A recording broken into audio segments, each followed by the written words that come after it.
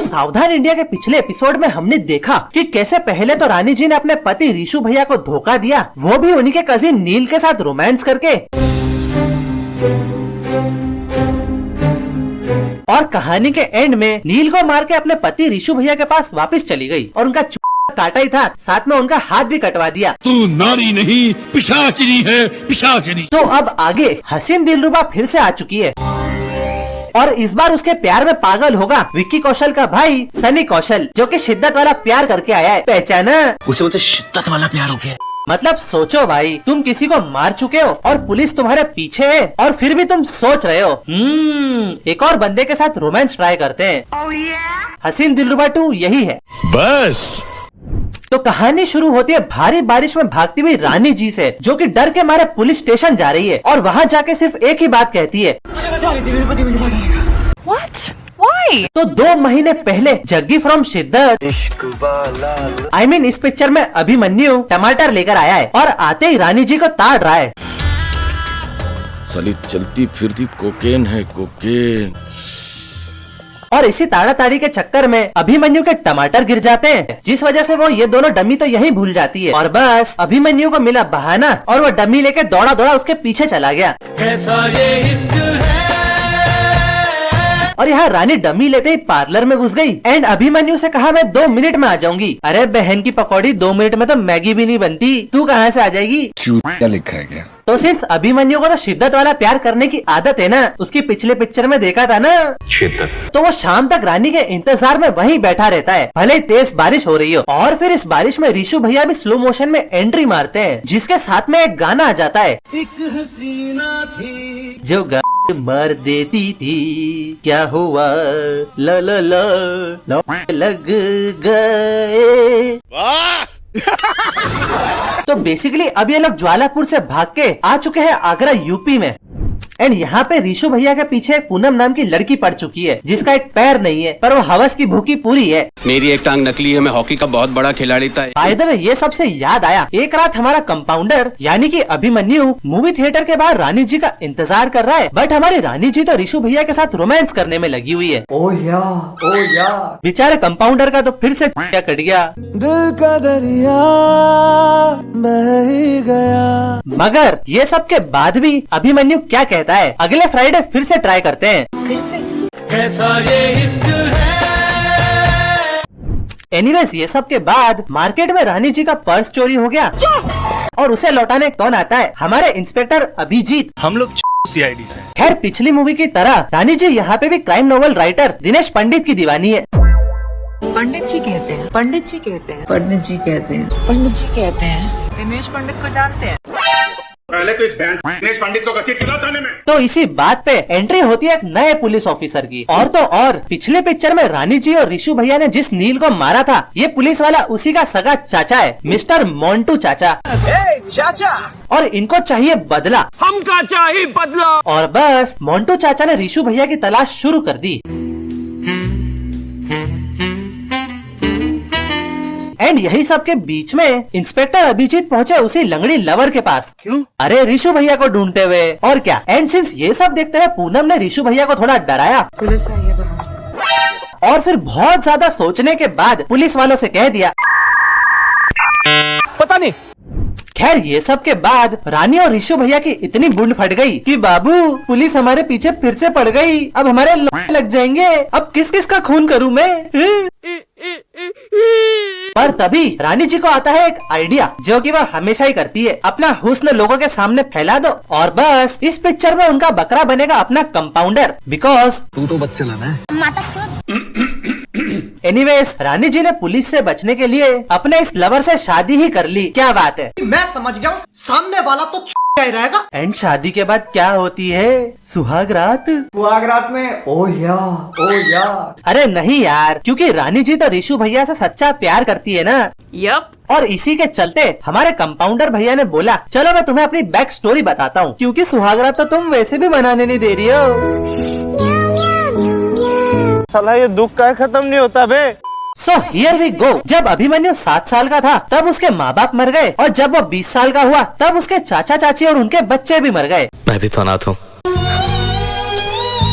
और बस एक दिन उसे रानी जी नजर आई और उसे पहली नजर में ही प्यार हो गया। साली चलती फिरती कोकेन है कोकेन। एंड एज एक्सपेक्टेड ये कहानी सुनते ही रानी जी को भी बुरा लगा और इन दोनों की दोस्ती हो गई। बट अपना कंपाउंडर तो नॉटी हो रहा है क्योंकि खुली आंखों से रानी जी के साथ वो वाले सपने देखने लगा। ओह गॉड, एक बार दिला दे। एंड नाउ एक दिन रानी जी ने रिशु भैया और कंपाउंडर की मीटिंग करवा दी। क्या?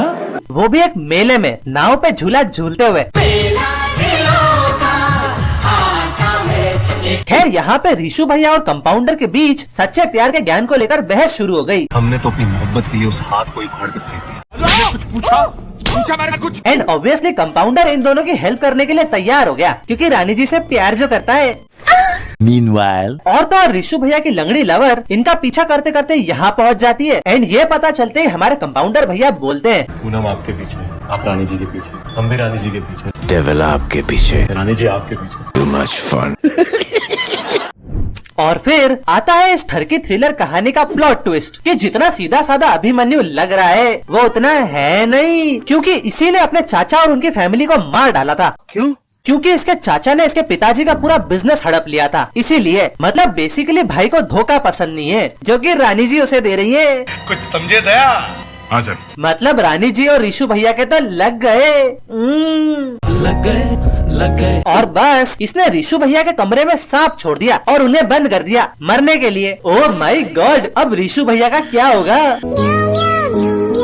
खैर वो तो हमें पता चल ही जाएगा। फिलहाल बात करते हैं रानी जी की। तो सिंस कंपाउंडर का पागलपन वाला प्यार देख के रानी जी डर गई। हाँ रानी जी, अब कहाँ गई हसीन दिलरुबा? करो न। शर्म नहीं आती? आती है, लेकिन बहुत जल्दी चली भी जाती।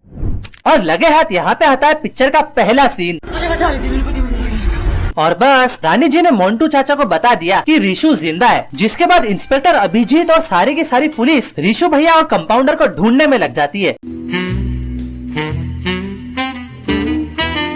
और ये क्या, अपना कंपाउंडर भी दिनेश पंडित की किताब पढ़ता है।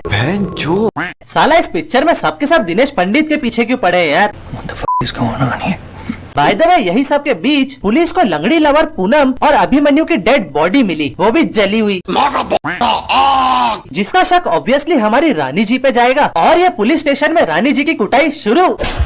कूटो साला, जब देखो किसी न किसी से प्यार मोहब्बत इश्क मारा मारी। तू नारी नहीं पिशाचनी है, पिशाचनी। एनीवेज रानी जी की जेल वाली खबर सुन के रिशु भैया सरेंडर करने को रेडी हो गए और सबके सामने आ गए, मैं जिंदा हूँ। ये जिंदा है, इसी का देखो ये जिंदा है। सो नाउ रिशु पहुंचा ट्रेन की पटरी पे सरेंडर करने। एंड यहाँ पे आता है प्लॉट ट्विस्ट, अभिमन्यु तो जिंदा है और पुलिस के कपड़े पहन के यहीं आ चुका है। क्या चल क्या रहा है ये? और कहने लगा, रानी जी मैं आपसे सच्चा प्यार करता था, आपने शादी करके मुझे ही धोखा क्यों दिया? कैसा ये इश्क है? और बस रानी, रिशु और अभिमन्यु तीनों के तीनों पानी में गिर गए। बस कहानी तो अभी शुरू हुई है। अरे बिल्कुल सही कहा मोंटू चाचा। चाचा, क्योंकि कहानी में आता है एक और प्लॉट ट्विस्ट। तो बात कुछ ऐसी है, अभिमन्यु को एक ललन नाम का सपेरा ब्लैकमेल कर रहा था और उसी ने अभिमन्यु के चाचा और फैमिली को मारने में मदद करी थी, इसीलिए। और बस अभिमन्यु ने लल्लन और पूनम को जला के मार डाला, जिससे पुलिस को लगे कि वो उसकी डेड बॉडी है। बट अब इस आधी इन्फॉर्मेशन का मोंटू चाचा क्या करेंगे, इसलिए इन लोगों का केस क्लोज हो गया। तो 6 महीने बाद उस रात पानी में कूदने के बाद रिशु मर गया था।